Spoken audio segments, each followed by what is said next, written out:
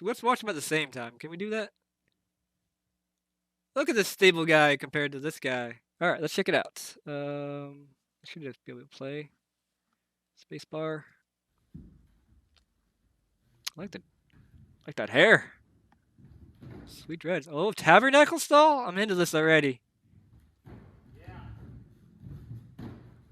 You had me at the tabernacle. I'm already a fan. Hey, yeah. Okay. Okay, so all right, starting out. This is a sweet mini. Um, you don't need to swing around like this. So again, remember. So to start it out, you look at so you're starting out skating into the ramp sideways.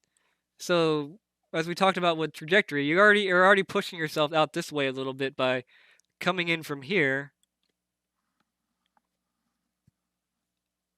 Um, so you don't need to do that. You're not getting much more speed than you can probably get more speed by starting out and be more stable. You can hold on to the. You can hold on. You can stand out right. You can stand right here next to the coping and brace yourself with this. And so starting out that way, you can just focus on the trick. So this extra thingy is just getting in the way, and you're extra momentum that you don't need to do. So you can be leaning against this thing,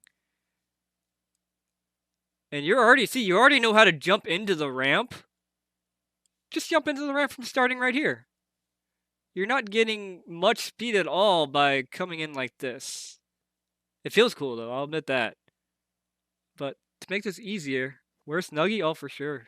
We all need to wear. Should we all bring Snuggies to Bitter Cold? I mean, I probably will no matter what. So yeah, you can start here, or you can hold yourself against the roof to lean you hold up against this roofing thing right here. Lean back against this. But yeah, just stand and jump in. You don't need to roll in and jump in. That way you can be ready to focus. So you made sure you're into the ramp. I guess I assume that's where you're at. Skating wise, you got in there. This foot could land a little bit higher. So see how this foot isn't even on the ramp yet? If you jump in and jump like right at the very top, this one's a little bit back. You want to aim for your back wheels to be on the sticker when you land. Or if the momentum is right, you can aim for if you have a solid enough jump in, you can kind of like point your toes at these stickers and aim to hit your back toes on these stickers. Lean forward a little bit more would be a little bit safer. The staggered feet is fine. That will help you from falling forward. If you want to get the most speed you can, keep your feet together, stagger, pump into the ramp, and whatchamacallit. That's a lesson for a different day. But I guess not really. I guess optimally, I would. So here's what I would do. I would stand here. I would jump. Actually, I wouldn't even jump. I would just stand on the coping and push in, and not worry about the jump because the jump adds a little bit extra. The jump adds some unnecessary force that you don't need.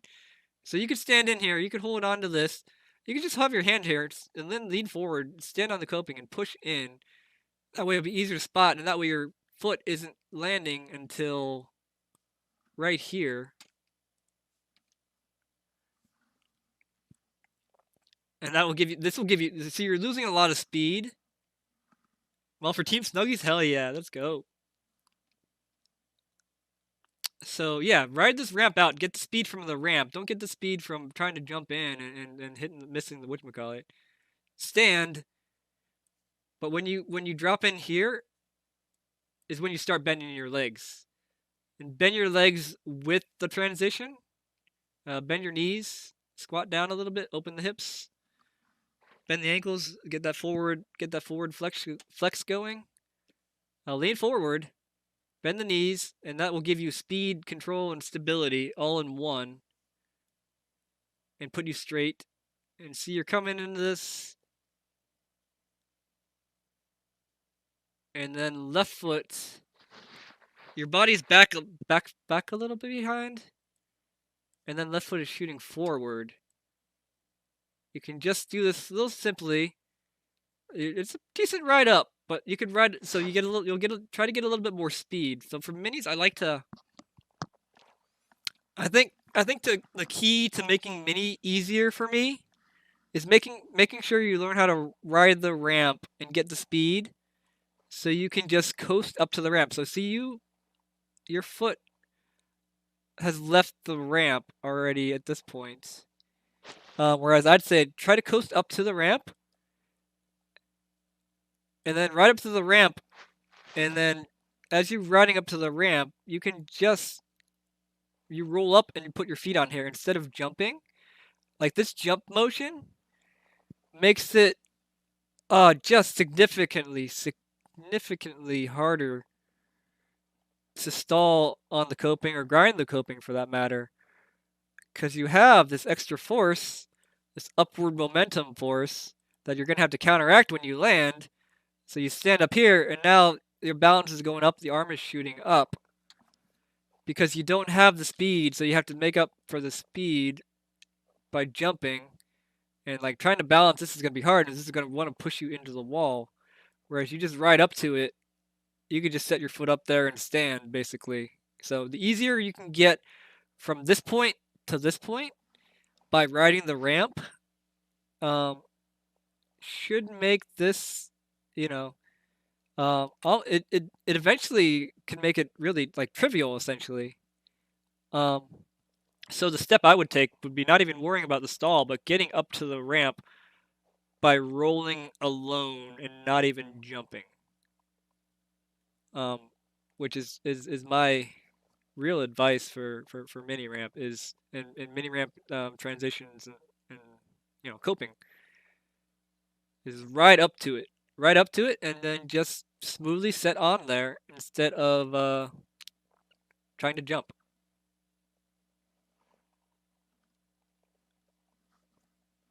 Best snakes take the prize. Oh man, snaking contest. I think this contest should have a snake award just for the person who like snakes the most people to try to try to alleviate a lot of like people just like taking 5 turns before like I get a turn in.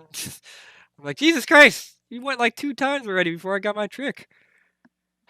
So I think there should be a snaking reward award, or demerit or whatever you want to call it, for the person who snakes the most to keep people from snaking it during contests. Because I get it, you're excited, you want to win, you want to get all the tricks in, but share. Come on, let's do that. Wear that turtle shell for Elmer. There you go. I love that turtle shell thing. All right, and then yeah, the counteract thing. So like yeah, the better you can ride up here. I'm not gonna front with a tabernacle stall. I'm all about tabernacle stall. I love this, and it's really good form. So as you're doing it now, if you want to continue the jump onto it, I would push this leg. So get this leg in the position sooner. So like right here, like right as you jump, you can prep your foot so it's closer to where you want to be instead of being all the way back here and then having to move all the way in front of you. So see, your foot is behind you and then in front of you. That's a long distance to go, and that makes it harder to stall. I don't have a problem with the back foot. The back foot looks very natural.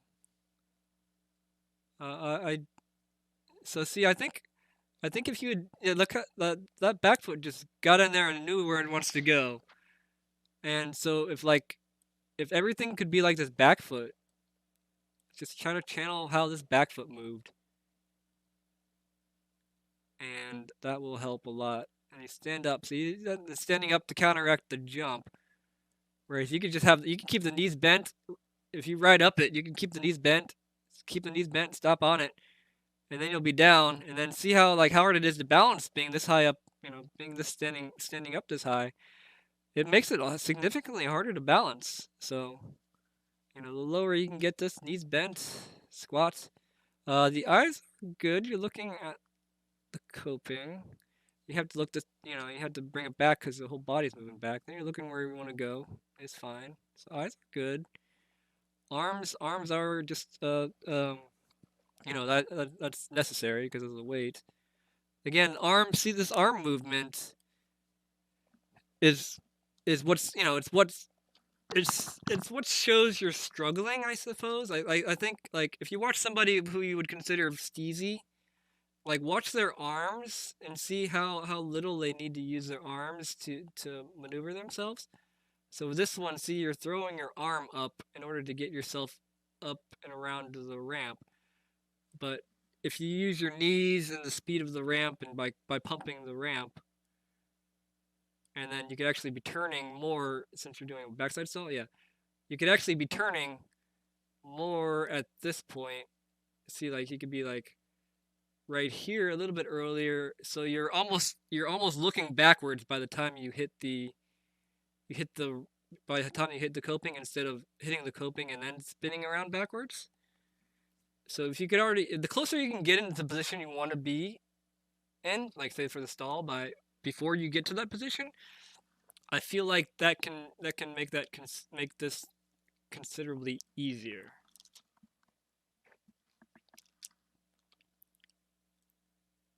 And then you won't have to look around and then adjust your body. You can just be, the better you can just be in this stall before you get there and right up the ramp, and then see how much travel this right foot is experiencing now. It's done this a lot, I can tell, or enough where it does feel in there pretty good. But if you didn't have to jump, like, do all this travel, this would make this simpler and easier to balance and smoother. And back up, stall.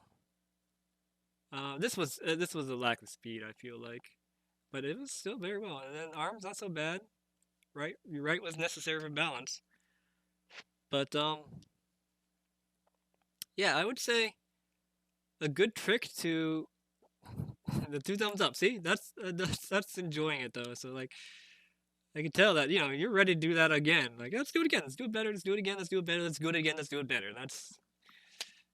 That's learning how to skate, really. But yeah, something to keep in mind is, like, yeah, just and so see how, like, this was nothing.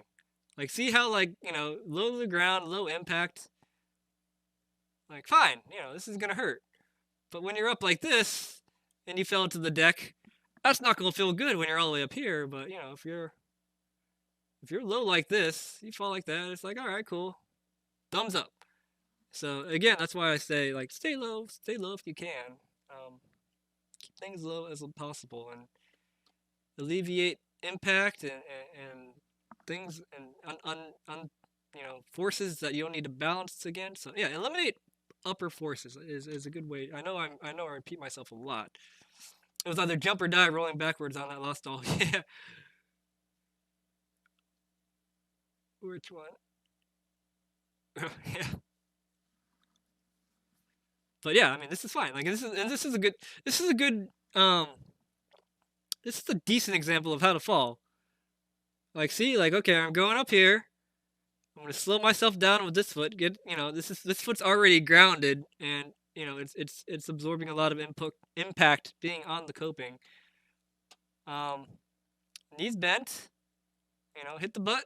That's fine. The butt has a lot of support, or a lot of meat there to bounce off of. It's wood deck, and just lay it down nice and gentle. You see, not a lot of upper body you know force that needs to be worked up against. So yeah, you're just stable. You're not you're a little bounced, but you're not.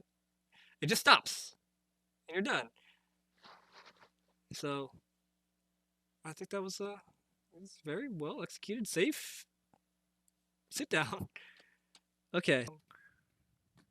Oh yeah, much better, much better. So exactly, you took my advice. Wait, did you just do this? Nice. Really? Shit. This looks so much better. Like, I feel so much more confident watching you. I feel confident in your confidence here. Um, yeah, look at that. That's freaking. Look at the control.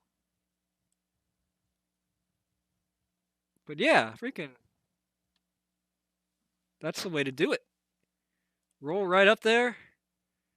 Put those feet down. Freaking stabilize. I don't know, something that's stable. Heck yeah. Let's watch this one more time and let's watch them at the same time. Can we do that? Look at this stable guy compared to this guy. That's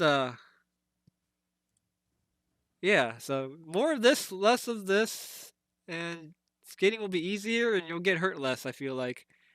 Um hopefully. So, very nice. It's cool to see that progress like that.